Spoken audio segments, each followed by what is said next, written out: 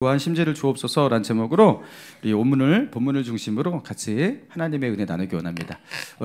제가 거기 광고를 못했는데 신년감사 헌금 봉투가 지금 삽지가 안 돼 있었죠? 그거 뒤에 놓겠습니다. 그래서 송구영신 예배 때 보통 그 헌금을 많이 내시기도 하고 신년감사 주일날 내시기도 하는데 거기다가 그 한 해의 기도 제목을 쓰시면 됩니다. 맨날 해보셔서 아시잖아요, 그죠? 거기다 기도 제목을 쓰시면 제가 그것을 다 적어서 정리해요. 그래서 제가 그걸 가지고 종종 기도합니다. 그래서 너무 많이 이렇게 장문으로 써놓으시면 힘드니까 이렇게 몇 개 이렇게 간추려서 중요한 거를 써주시면 그렇게 감사헌금 하시면 제가 이렇게 종종 기도하도록 하겠습니다. 자, 오늘 본문을 봅시다. 우리 다윗 이야기를 이어가다가 갑자기 사울 이야기가 등장하고 있는 장면이에요. 여러분, 사울 이야기가 등장하고 있는 이유가 무엇입니까? 여러분, 다윗이 자신의 손으로 하나님의 기름 부음 받은 자 사울을 치지 않겠다 하면서 하나님께서 사울을요 원수 갚으라고 다윗에게 이렇게 그 앞에다가 동굴에서도 그리고 그 밤에 그 광야에서도 그렇게 거기다가 사울을 칠 수 있는 절호의 기회를 그렇게 주었는데도 다윗은 어떻게 합니까? 자신의 손으로 사울을 심판하지 않겠다, 치지 않겠다. 자, 그러면서 여호와께 맡겼단 말이에요. 자, 그렇게 사울을 2번이나 살려서 보내주었습니다. 자, 그러니까 이제 다윗의 말대로 자신의 손으로는 하지 않으니까 누구의 손으로 하셔야 되는 거예요? 하나님의 손으로 하셔야 되는 거예요. 그래서 하나님의 심판이 등장해야지 이제 맥락이 맞는 거잖아요. 자, 그래서 사울을 향한 하나님의 심판, 그럼 사울의 종말은 어떻게 될 것인가? 자, 그 배경을요 꽤나 구체적으로 말하고 있는 것이 오늘 본문이에요. 자, 28장의 이야기입니다. 자, 오늘 본문 3절을 같이 한번 읽어봅니다. 시작. 사무엘이 죽었으므로 온 이스라엘이 그를 두고 슬피 울며 그의 고향 라마에 장사하였고 사울은 신접한 자와 박수를 그 땅에서. 자, 여기 보세요. 누가 죽었다고 기록되어 있습니까? 네, 사무엘이 죽었습니다. 자, 그리고 이 사무엘의 죽음으로 인해서 온 이스라엘이 그를 두고 뭐 했어요? 야, 분위기가 아주 그 사무엘의 죽음을 너무나 안타까워하고 그리고 그것 때문에 슬피 우는 자들이 온 백성 중에 그런 분위기였다라는 겁니다. 자, 그렇게 사무엘을 장사 지냈습니다. 자, 그런데 이와 동시에 정말로 주목할 만한 장면이 무엇이냐면 3절 끝이죠. 사울은 신접한 자와 박수를 그 땅에서 어떻게 했더라고요? 네, 쫓아내었더라. 신접한 자와 박수를 쫓아내었더라. 여러분, 이거 잘한 일이에요? 잘못한 일이에요? 잘한 일이죠. 레위기 19장 31절에 보니까 너희는 신접한 자와 박수를 믿지 말며 그들을 추종하여 스스로 더럽히지 말라. 나는 너희 하나님 여호와니라. 그죠? 하나님을 거역하는 것은 사술의 죄와 같고, 이 사술의 죄라는 건 뭐냐면 이게 시천받은 자에게 묻는 그런 거를 말하는 거예요. 자, 이렇게 신접한 자와 박수를 이 땅에서 쫓아내겠다.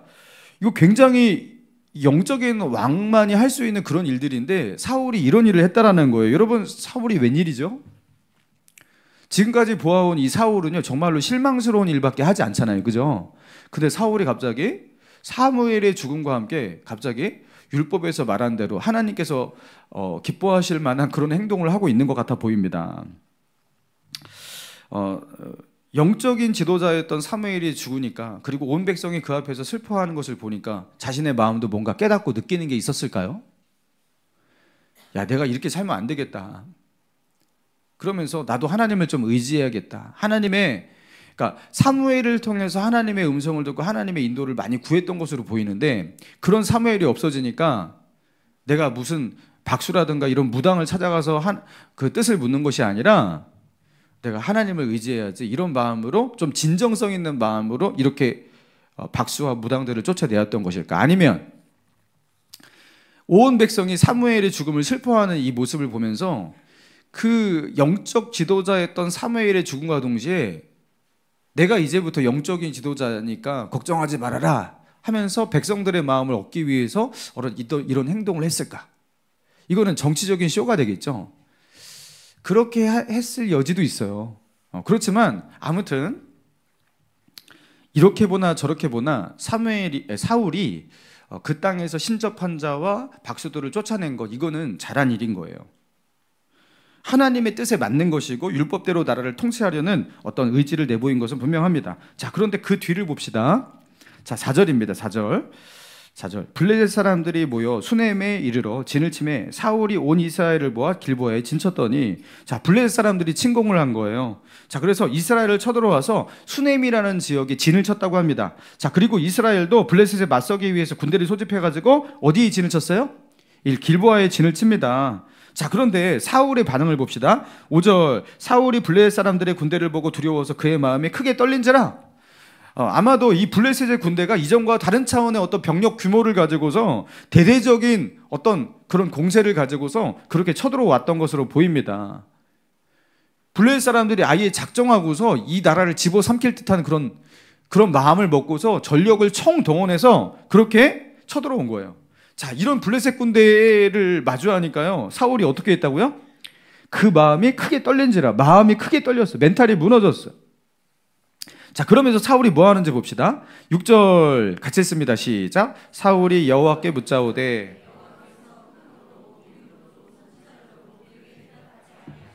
자, 사울이 먼저 누구에게 물었어요? 여호와께 물었다. 자, 여러분 전에 전쟁이 일어났을 때 사무엘이라던가 어떤 선지자에게 물어가지고 하나님의 인도하심을 받았던 경험이 사울에게 있었던 거예요. 여러분 열왕기 상하 이런 거 읽어보면요, 좀 악한 왕일지라도 선지자에게 어떤 그 위기의 상황 가운데 국난에 처했을 때 이렇게 물으면 하나님께서 그 선지자를 통해서 그래도 악한 왕일지라도 뭔가 살 길을 그렇게 열어주시고 이런 일들이 많잖아요. 사울도 그랬던 거예요.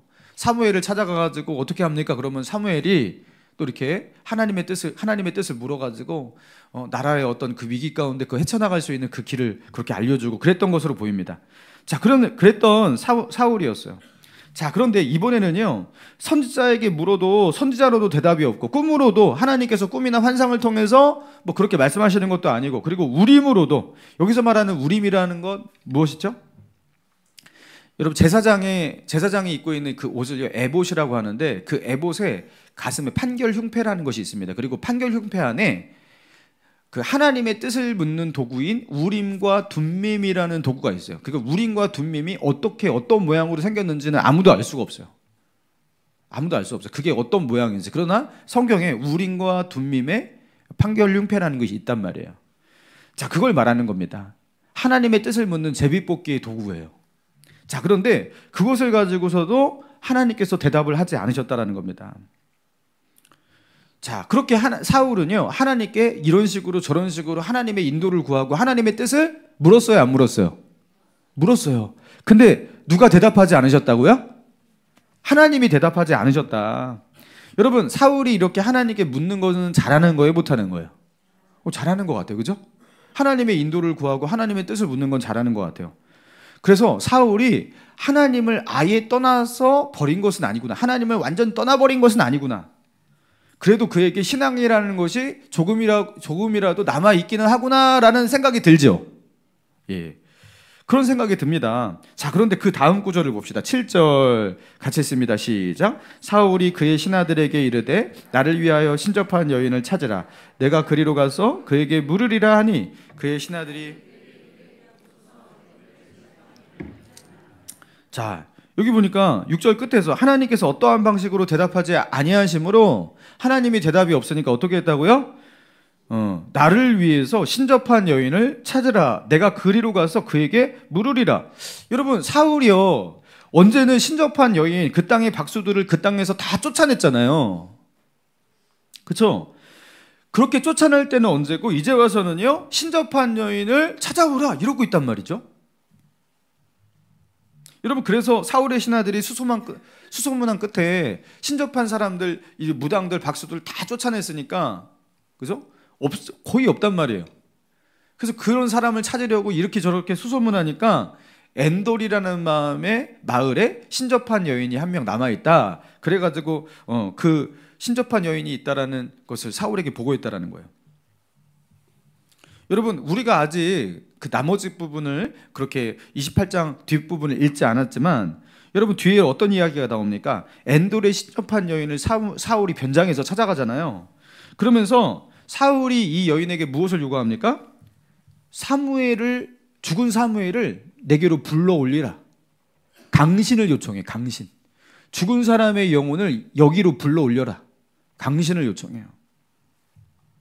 그래서 죽은 사무엘의 영혼을 통해서 인도를 받겠다고, 뜻을 묻겠다고 하면서 이렇게 신접한 여인, 그러니까 우리식으로 말하자면 무당이잖아요. 무당을 찾아갔다라는 겁니다. 여러분, 사랑하는 성도 여러분, 오늘 이 본문을 통해서 여기까지 이 부분만 보자면요, 자, 하나님께서 이 본문을 통해서 우리에게 무엇을 보여주시는 것이고 무엇을 말씀하고 계시는 것입니까? 여러분, 이런 사울의 행보를 보니까 여러분 무엇을 느끼십니까? 여러분, 사울을 보니까 여러분 어떤 느낌이 드세요? 혼란스럽죠? 사울은 도대체 어떤 사람이지? 사울의 행동은 앞뒤가 맞지 않아요. 그는 하나님을 믿는 사람이야? 믿지 않는 사람이야? 너무 헷갈리고 혼란스럽게 된다라는 거죠. 여러분, 이런 사울의 혼란스러움, 사울의 정체는 무엇일까? 그의 정체를 알 수 없게 만드는, 그가 도대체 어떤 사람일까? 그는 이렇게도 했다가 저렇게도 했다가, 언제는 신접한 사람들을 다 쫓아내라고 하면서 그래서 쫓아내고 죽이고 막 그랬던 사울인데, 이제는 어떻게 하는 거예요? 나를 위해서 신접한 여인을 찾아오라 이러고 있지 않나? 이거 도대체 그의 행동과 그의 선택을 통해서 그가 누군지를 알 수가 있는 건데, 사울은 도대체 어떤 사람일까? 사울은 어떤 사람인지 정말 모르겠어요. 너무 헷갈려요. 그죠? 여러분, 그런데 이 모습이 사울의 진짜 모습이에요. 사울이란 사람을 이렇게 설명을 하고 있는 겁니다.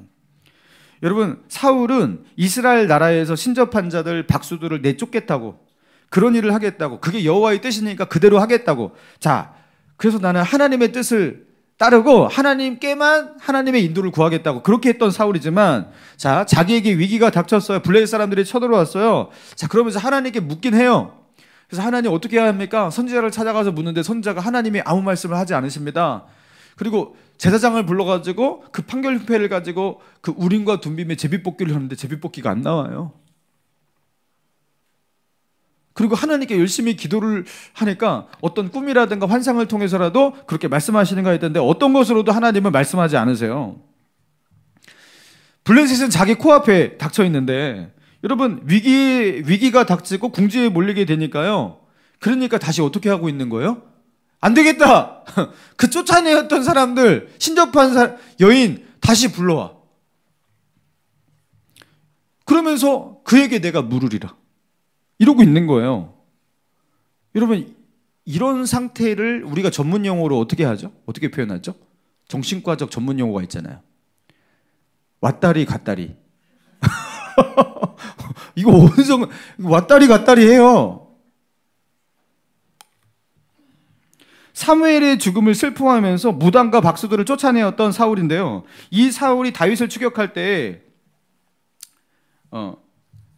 높당에 있는 제사장들이 다윗을, 그 아히멜렉 제사장이 다윗을 도와주었다는 그 이유만으로 조금 도와주었는데 85인의 제사장을 학살했던 사람이 이 사울입니다.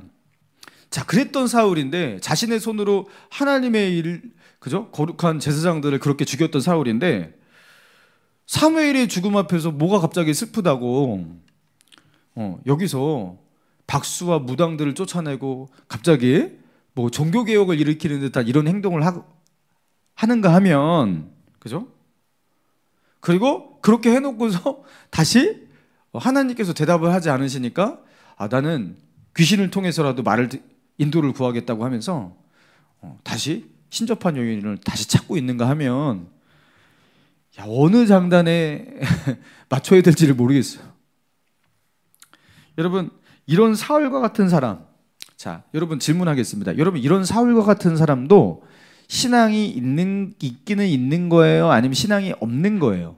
신앙이 있기는 있는 거예요? 아니면 신앙이 없는 거예요? 예? 있기는 있어요? 있기는 있다도 있어요. 지금 없다, 있다, 막 지금 막 혼란스러워요. 막 정신 없어요, 우리도. 있기는 있다. 있다가도 없어졌다가 있다가 막 이러는 거죠, 그죠? 막 정신 없어요. 자, 그런데 이거를 정리하기 위해서 이 질문을 하면은 좀 정리되는 경향이 있어요. 여러분, 사울은 그래서, 자, 결국에 이 전쟁에서 죽거든요.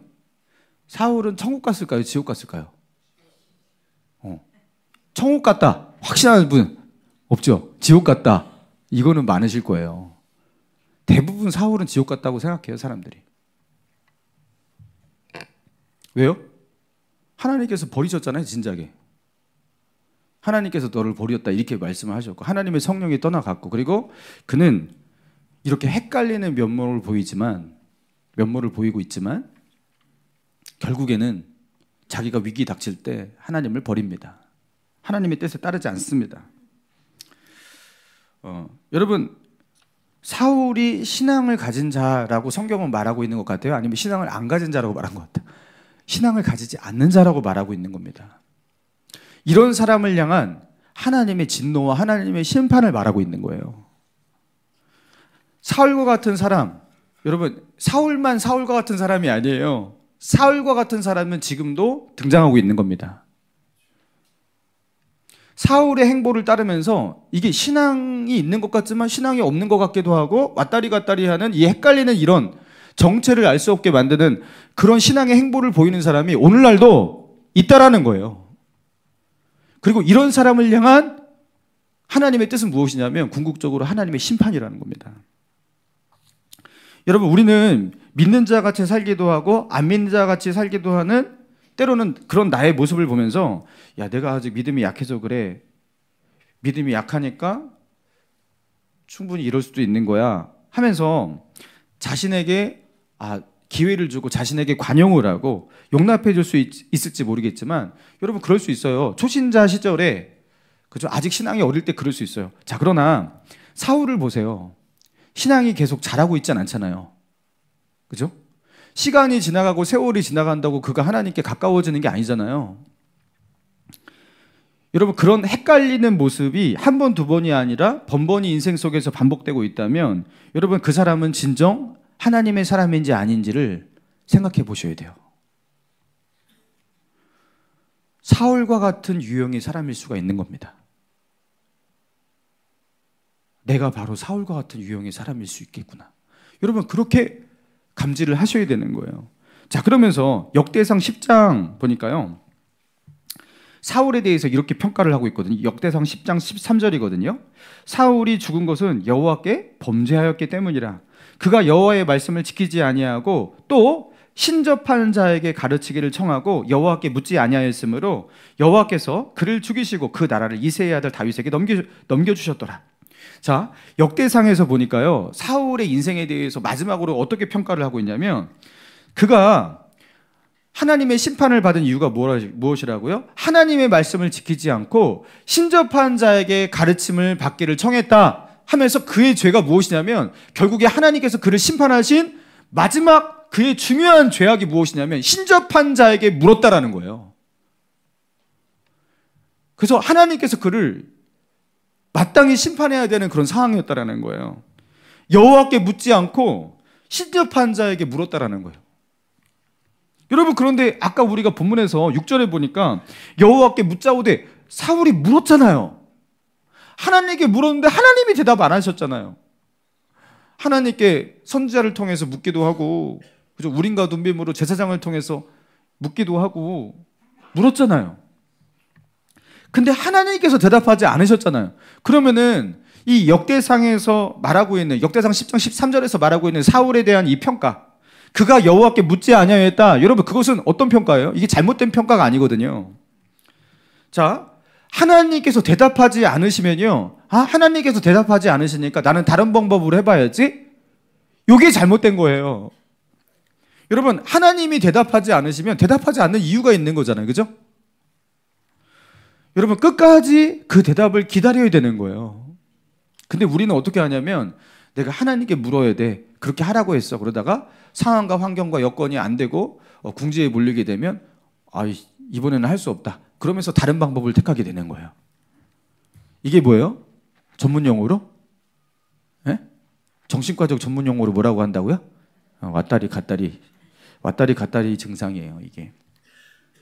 이게 안 되니까 저렇게 이렇게 한다고 그렇게 다짐하고 결심했으면서도 다시 저렇게, 그죠? 여러분, 그래서 예수의 사람들, 신앙의 사람들에게 무엇이 필요하냐? 견고한 심지가 필요합니다. 흔들리지 않는 견고한 심지. 여러분, 우리가 예수를 믿고 예수님을 따르기로 했잖아요. 자, 그 선택을요 끝까지 밀고 나가고 끝까지 붙들고 나아갈 수 있는 흔들리지 않는 마음, 여러분 견고한 심지가 필요한 겁니다.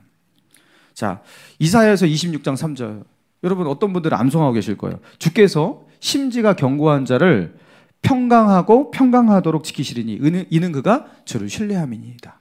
여러분 하나님께서 누구를 지키신다고요? 심지가 견고한 자를.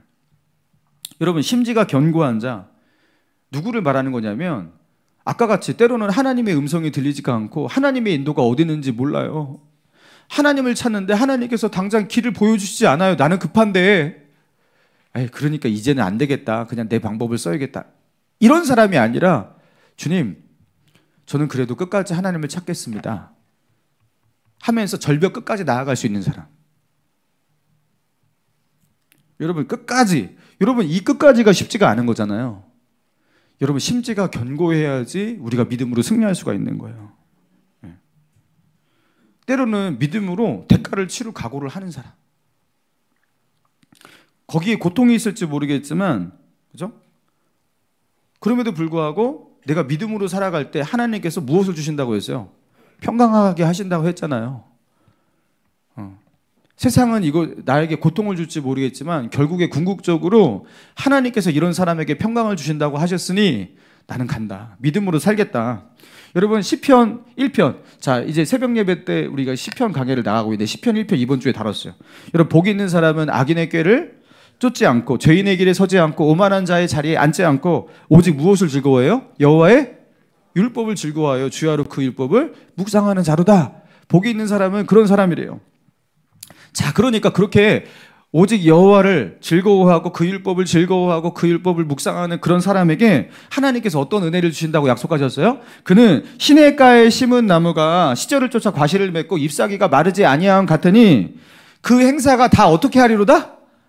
다 형통하리로다. 여러분 다 형통하십니까? 여러분 믿음으로 살아가는 사람 보니까요 다 형통해요. 아니 그냥 하는 것마다 잘 되네. 그 사람이 손대면 무조건 잘 되네. 여러분 다 형통합니까? 눈에 보여질 때는요 그게 그렇게 보이지는 않아요. 그죠? 자, 그런데 우리는 하나님의 말씀을 믿고 있는 거예요. 여러분 다윗도 하나님을 이렇게 의지하지만 그의 인생이 그냥 겉표면으로 볼 때는요 20대는요 그냥 사울에게 쫓기면서 목숨을 부지하기 위해서 그냥 피말리는 인생, 정말로 최악의 어떻게 보면은 그런 삶, 고통의 삶, 그런 삶을 10년 넘게 그렇게 살아갔던 다윗의 인생이었어요. 그렇지만 하나님은 다윗을 보면서 어떻게 말씀하시는 거예요? 형통하다, 형통하다. 자, 요셉이 형들에게 인신매매 당해갖고 팔려가지고 그 노예로 살아갔잖아요, 어린 시절에. 그죠? 그 보디발의 집에서. 근데 하나님은 어떻게 하신다? 성경에 이건 나와 있어요. 요셉으로 인하여 보디발의 집에 복을 주시고 요셉에게 형통케 하셨다. 형통하다. 노예인데 뭘 형통을 해요?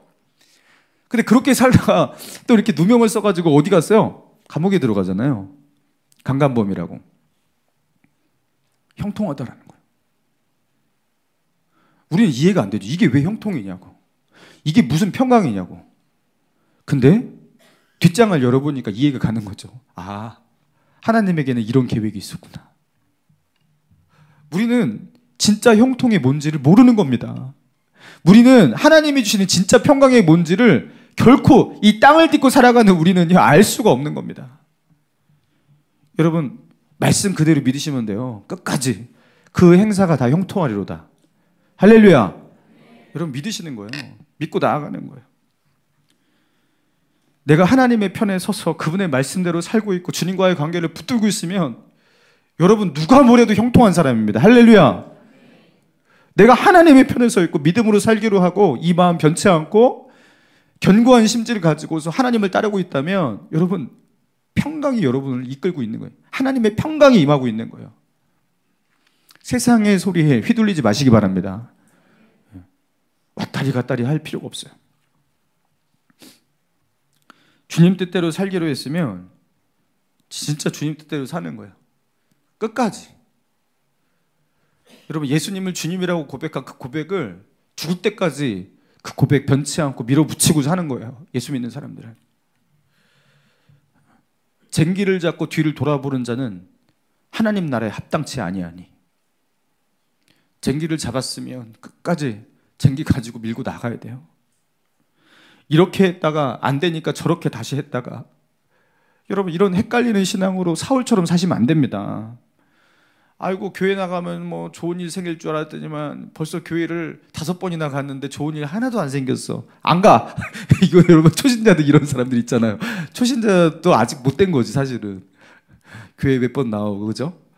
교회 몇 번 나갔더니 막 갑자기 뭐 안 좋은 일이 생겼어 그러면서 2번 나가고 안 나오시고 뭐 이런 분도 있잖아요, 그죠? 여러분, 너무 헷갈리죠. 여러분, 그렇게 사시면 안 됩니다. 자, 따라해 봅시다. 나에게 견고한 심지를 주옵소서. 자, 계속해서 따라해 봅시다. 나에게 흔들리지 않는 마음을 주옵소서. 타협하지 않고 믿음으로 나아가는 신앙 주옵소서.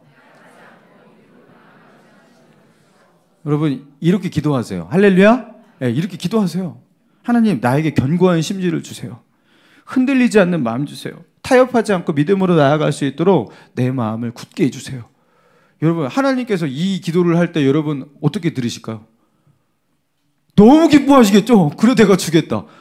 그렇죠? 여러분, 하나님이 기뻐하시는 이런 기도를 하세요. 그럼 정말로 그런 은혜 주실 겁니다. 여러분, 그리스도인들이 이 땅을 살아가면서 붙잡아야 할 중요한 신앙의 기준들이 있어요. 나는 하나님만을 믿고 의지하고 살아갈 거예요. 말씀대로 살 거예요. 타협하지 않겠어요. 말은 이렇게 하고. 근데 실제로 자기의 삶 속에서 그 분명한 신앙의 기준도 없이 그렇게 살아가는 거. 여러분, 이거 앞뒤가 맞지 않는 이런 행보로 살아가면 이게 사울이잖아요. 그래서 여러분들에게 오랜만에 말씀드립니다. 자, 그리스도인들이 붙들어야 할 중요한 신앙의 기준 첫 번째, 주일 성수예요. 여러분, 주일은 어떤 날이냐면 주님의 날이란 뜻이에요. 이건 나의 날이 아닙니다. 내가 내 마음대로 내가 하고 싶은 것, 내가 내 삶 속에서 내가 필요하다고 생각하는 것, 그것을 내 의지로 내가 마음대로 결정하고 선택하고 뭐 하나님께 드리고 싶으면 하나님께 드리고 그러는 게 아니에요. 여러분, 주일은 주님의 날입니다. 할렐루야. 여러분, 이 부분에 대해서 타협을 하지 마셔요. 주일은 주님의 날이에요. 근데 이게 안 되잖아요. 신앙이 절대로 설 수가 없습니다. 여러분, 주일 성수가 잘 안 되시면서 신앙이 잘 성장하고 뭐 이렇게 되시는 분은 아마 한 명도 못 보셨을 거예요. 네. 주일 성수가 안 되시면 여러분, 결국에 우리는 사울의 행보로 나아갈 수밖에 없습니다. 하나님께서 우리에게 주신 가장 좋은, 가장 귀중한 자원 가운데 하나가 무엇이냐면 시간이에요. 인생이라는 긴 시간, 24시간이라는 시간, 일주일이라는 시간. 자, 하나님께서 나에게 주신 그 자유와 그 자유의 시간들 속에서 하나님, 나의 인생은 나에게 주신 하나님의 이 시간들은 하나님이 나에게 허락하신, 나에게 주신 선물입니다. 다 하나님의 것입니다. 라는 그 고백으로 우리가 어떻게 하는 거예요? 하나님 앞에 시간에 11조를 드리듯이 그렇게 하나님 앞에 일주일의 하루를 하나님께 올려드리는 거예요. 이 예배의 시간을 거룩하게 구별해서 하나님께 드리는 거예요. 여러분, 이 주일을 목숨처럼 중요하게 여기고 그렇게 지키는 거, 여기서부터 우리가 사울의 행보로 나아가는 것이 아니라, 그렇죠? 주님만을 따르겠습니다. 여러분, 이런 삶으로 나아가는 이게 발걸음이에요. 여러분, 주일 성수를 꼭 하시기 바랍니다. 네, 주일날 제끼고 놀러 가고 싶어요. 어떤 중요한 일이 있어요. 막 그러면서 이렇게 저렇게 뭐 일이 생길 거 아니에요. 여러분, 그거 하나님 앞에 헌신도의 차이예요. 여러분, 주일 성수를 꼭 하시기 바랍니다. 자, 그리고 두 번째로 물질 속에서 또 신앙의 기준을 분명히 하시기 바랍니다. 그 중에 하나가 무엇이냐면 헌금도 여러 가지가 사실 있잖아요. 저희 교회는 헌금 봉투가 몇 개밖에 없지만 막 다른 교회 가보면 헌금 봉투가 15개에서 20개 돼요. 가지수가. 제가 그렇게 하기 싫어가지고 헌금 봉투 자릿수를 안 만든 거예요. 여러분 아십니까? 근데 가장 중요한 신앙의 고백의 그 헌금이 무엇이냐면 11조예요. 여러분, 11조가 왜 탄생했고 하나님께서 그것을 왜 우리에게 명령하셨고 그리고 신약 시대의 11조가 왜 유효한지, 여러분 그 이유에 대해서 제가 설명을 드린 지 굉장히 오래되어서 다시 한번 말씀드립니다. 여러분, 우리가 가지고 있는 모든 것은 하나님께로부터 받은 거예요. 그래서 달란트의 비유, 문화의 비유 보면 하나님께서 주인이 그 종들에게 자기의 소유를 맡기잖아요. 1달란트, 어떤 사람 2달란트. 여러분, 우리는 그런 청직이라는 거예요. 내 것이 하나도 없어요. 그래서 실제로 죽을 때 우리는 아무것도 가지고 가지 못합니다. 우리가 가지고 있는 모든 것, 그렇죠? 그럼 내 손으로 일해서 내가 벌었는데요. 하나님이 건강 주셔서 일했겠죠. 하나님께서 힘 주시니까 그 일을 할 수 있었겠죠. 하나님께서 상황과 환경을 열어주시니까 그렇게 사업도 하고 돈을 벌 수 있는 그런 일들이 있었겠죠. 여러분, 하나님이 주신 거로 고백하는 거예요. 모든 것이 하나님의 것이지만 하나님께서 나에게 주신 이 선물, 내가 은혜로 받고 그 모든 것이 하나님께로부터 내게 주신 큰 은혜임을 내가 이 시간 신앙으로 믿음으로 고백합니다라는 이 고백이 11조입니다. 그래서 구약 시대부터 있어요. 율법이 있기 전에도 사실 11조가 있었어요. 그 아브라함이 누구예요? 예? 아비멜렉이 아닌데? 멜기세덱. 오, 히브리서 읽으셨네. 멜기세덱에게 11조를 드리잖아요. 그죠?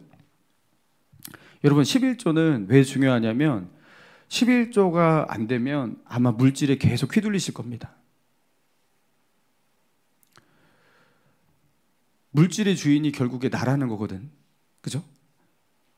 이 물질이 없으면 나는 못 살아요 하면서 결국에 11조를 못 하시는 분들은 하나님이 주인이라고 고백을 하지만 나에게는 진짜 주인은 물질이라고 그렇게 말하고 있는 거거든요. 그죠? 그래서 10분의 1을 못 드리는 거예요.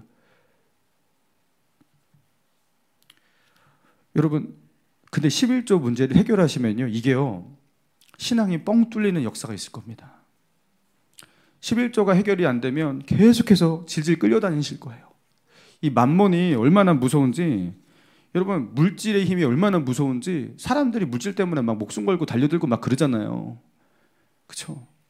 여러분, 11조 문제를 결국에 해결하시면요, 웬만한 그 물질의 시험에 넘어가지 않습니다. 여러분, 이제 막 교회 나오시고 또 교회 출석하시는 분들, 와, 이제 교회 등록한 지 얼마 안 됐지만 목사님이 11조부터 하라고 하네? 이러면서 저는 11조 설교를 지금 몇 년 만에 한 것 같아요. 지금. 여러분, 그런데 초신자분들은요, 이걸 가지고서 너무 부담스러워 하실 필요가 없어요. 은혜 받는 게 먼저고, 하나님이 살아계신 하나님이고 정말로 나를 위해서 이렇게 큰 은혜를 주신 하나님이라면 내가 하나님을 위해서 내 인생을 바치겠습니다. 여러분, 이런 지형까지 갈 때 11조가 이게 큰 문제가 안 되는 거예요. 먼저 하나님의 은혜도 받고 사랑 가운데 자라나셔야 돼요. 그래야지 이 문제를 할 수 있어요. 그러니까 초신자분들은 너무 부담 갖지 마세요. 자, 그러나 내가 신앙생활을 분명히 오래 했고 무엇이 옳고 그른지도 알고 하나님의 은혜도 아시는 분이 이 문제에 여전히 걸려 있다면, 자, 이거는 쉽지 않은 문제입니다. 이거는 기준이 무너져 계신 분이에요. 주일 성수와 11조 문제, 이게 흔들리고 계신 분은요, 제가 물어볼게요. 사울과 크게 다르지 않다라는 것에 대해서 여러분 어떻게 말하실 겁니까? 크게 다르지 않아요. 사울도 그렇게 살았거든요. 이럴 땐 이렇게, 저럴 땐 저렇게, 상황에 맞게. 자신이 다윗의 길을 걷고 있는지 사울의 길을 걷고 있는지 생각해 보셔야 합니다. 하나님께 물으셔야 됩니다. 제가 탁월한 일의 발견이라는 책에서 이 김민기 작가의 글 가운데 제가 캡처해 놓은 건데요, 제가 한번 읽어드릴게요. 무엇을 하지 않을 것인가를 결정하는 것은 무엇을 할 것인가를 결정하는 것만큼 중요하다. 인생의 자원은 한정되어 있으니까. 기준이 되는 말은 굳이 그 친구를 만나야 해, 굳이 게임을 해야 해, 굳이 드라마를 봐야 해, 지금까지 하고 있는 모든 활동 앞에 굳이라는 단어를 붙여보면 상당히 걸러진다. 굳이 안 해도 되는 것이 부수적인 것이다. 굳이 해야 하는 것이 본질에 가깝다. 피곤해도 굳이 해야 하는 것, 돈이 들어도 굳이 해야 하는 것, 사람들이 이해해주지 않아도 굳이 해야 하는 것, 그것이 본질이다. 그럼에도 불구하고 하고 싶은 것, 그것이 본질이다. 자, 그러면서 하는 말이, 먼저 잡초를 뽑아내야 꽃을 볼 수 있다. 뭔가를 하는 것이 먼저가 아니라 하던 뭔가를 하지 않는 것이 순서에 맞다. 왜 바쁜가 하면 굳이 안 해도 되는 것을 하고 있기 때문이다. 그러니까 굳이 해야 할 일을 할 시간도 없는 것이다. 장하게 제가 읽어드려가지고 제가 요약해 드릴게요. 이게 무슨 말입니까? 여러분, 이게 영적인 부분으로 우리가 적용을 해보자면, 우리가 믿음의 사람으로, 영적인 사람으로 변화되지 못하고 자꾸 헷갈리는 이유, 어순한 이유, 여러분 그런 삶을 살아가는 이유가 무엇이냐면요, 우리 삶 가운데 잡초가 너무 많은 거예요. 우리 삶 가운데 꽃만 키우는 게 아니라 잡초도 같이 키우고 있다는 겁니다. 굳이 키우지 않아도 되는 것이거든요. 굳이 하지 않아도 되는 것을 하고 있고요. 굳이 가지 않아도 되는 것을 가고 있고요. 굳이 누리지 않아도 되는 것을 누리려 하고 있고요. 굳이 욕심내지 않아도 되는 것을 욕심내고 있고요. 자, 그렇게 하다 보니까 어떻게 해서든 해야 하는 것, 꼭 해야 하는 것, 꼭 붙들어야 되는 것, 그것마저 놓치게 된다는 겁니다. 자, 그래서 이 김민기 작가가 그렇게 멋있는 말을, 꽃을 보기 위해서는 잡초부터 제거해야 된다. 여러분, 나는 중요한 게 뭔 줄 알아? 나 하나님 열심히 믿을 거야. 이 말을 암만을 해도 나는 꽃이 아름다워. 이렇게 암만 말해도 그 사람은요, 결국 꽃을 볼 수가 없어요. 김민기 작가가 말하기를 더 중요한 것은 무엇이냐면 잡초를 제거하는 거래요. 그럼 꽃은 보이기 마련이라는 거예요. 굳이 하지 않아도 되는 것, 그것을 하지 않을 때 꼭 붙들어야 되는 것, 꼭 해야만 하는 것, 그것을 할 수 있게 된다는 거예요. 여러분, 우리 삶 가운데 이런 일들이 일어나고 있지 않습니까? 우리의 신앙 가운데도 이런 일이 일어나지 않습니까?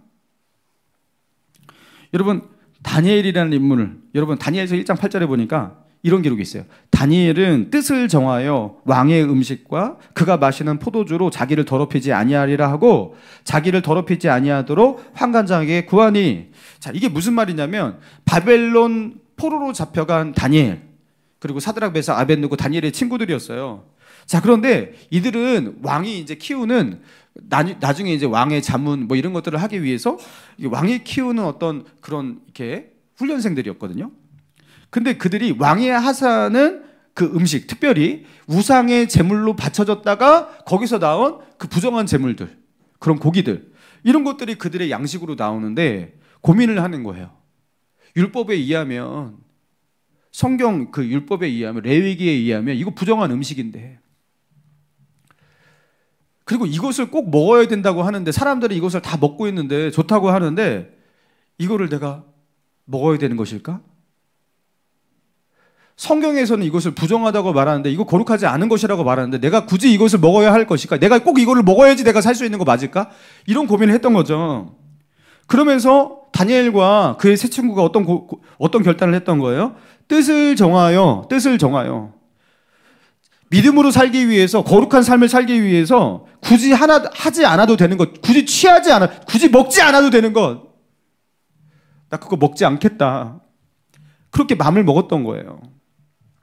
여러분, 우리가 거룩한 삶으로 나아가는 기점, 여러분 견고한 신앙으로, 흔들리는 신앙, 헷갈리는 신앙, 왔다 갔다 하는 그런 믿음, 그런 신앙이 아니라 우리가 견고하고 거룩하고, 그죠?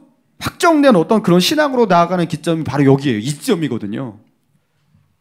굳이 하지 않아도 되는 것, 그거 내가 굳이 하지 않아도 되는 것입니다.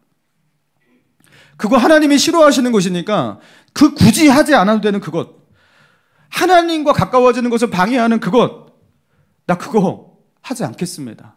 여러분, 어느 날 이렇게 마음을 먹는 거예요. 그 전까지는 다니엘과 그의 세 친구들도 아마 먹었던 것으로 보여요. 근데 우리가 이거를 계속 먹어야지 살 수 있는 거야? 이거 하지 않아도 되잖아. 이거 먹지 않아도 살 수 있잖아. 우리 믿음으로 살아야 되잖아 하면서 어느 날 뭐 했던 거예요? 뜻을 정했던 거예요. 그리고 그 뜻을 가지고서 밀어붙였던 거예요. 꼭 해야 하는 것, 꼭 붙들어야 되는 것, 그거 붙들겠다고 굳이 하지 않아도 되는 것, 하지 않겠다고 결단했던 겁니다. 여러분, 우리는 잡초와 꽃이 섞여 있는 나만의 세계 속에 살고 있는 겁니다. 잡초를 하나도 뽑지 않고서 나는 꽃이 좋다고, 나는 꽃을 보고 싶은데 왜 꽃이 안 보이냐고, 여러분, 그렇게 말하는, 앞뒤가 안 맞는 엉뚱한, 여러분, 그런 모습으로 살지 않기를 바랍니다.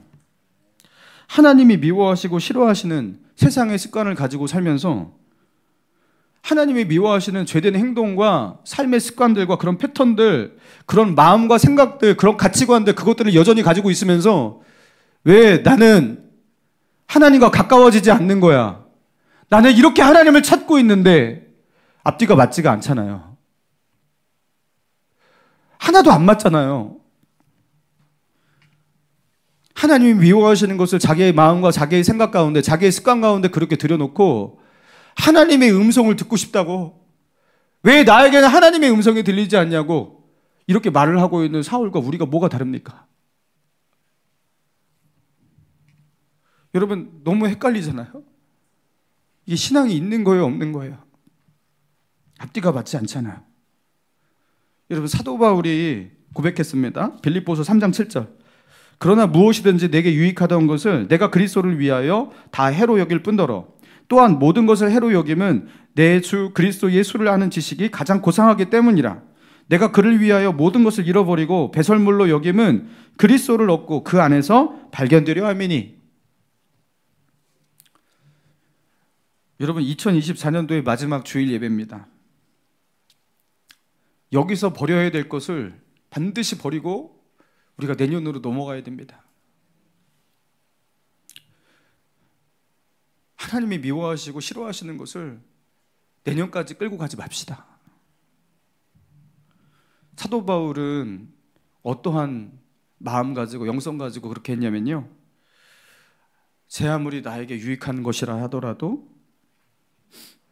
그것도 나에게 해가 될 수가 있다.